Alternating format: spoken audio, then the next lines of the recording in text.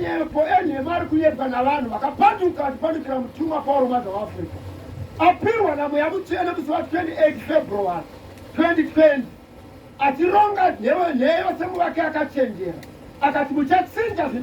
zvinakaronga ini muchechi mwana wangu Tawanda Mwazha ndiye anokudzidza nezvichachirairo mukuru wenyu kana muri pachechi ndiAlfred Kushambisa Mwazha vakabhonga vakazviramba kuti Tawanda kuramba kurwa nemutumwa Paul Maza waAfrica vakanyora tsamba vakamusungisa vakaenda kumakotsi vakati anorwara ane dementia anopenga isitozviramba izvozvo muAfrica yedu zvinonza vanhu zvokwadi musavatevera inhema dzavanokuparidzirai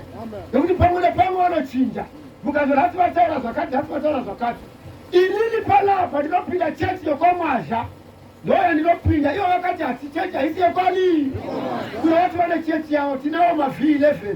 vakazvitaura vari pachifu apo vakaungana ipapo vabhonga varambira mutumwa vakati chechi haisi yekwamwazha iyi chechi ndeyadiswe BOT titofanira kutungamira chechi kunyepa ikoko chechi ndeyekwamwazha mutungamiri wedu ndimwazha asi Bishop Paul Maza waAfrica kana asipo mwana wake Alfred Kushambisa ndiye mukuru pachechi kana iye mutumwa asipo ndiye anenge aitungamira achibatsira baba wake muAfrica yedu vese vanorwa nezvinhu izvi ndevasatani vasatanisi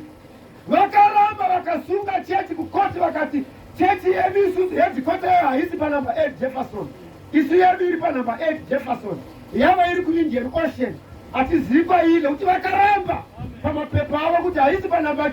8 Jefferson isi tachiverenga mabhuku ekutumwa musi wa 31 July 1984 imba yoshe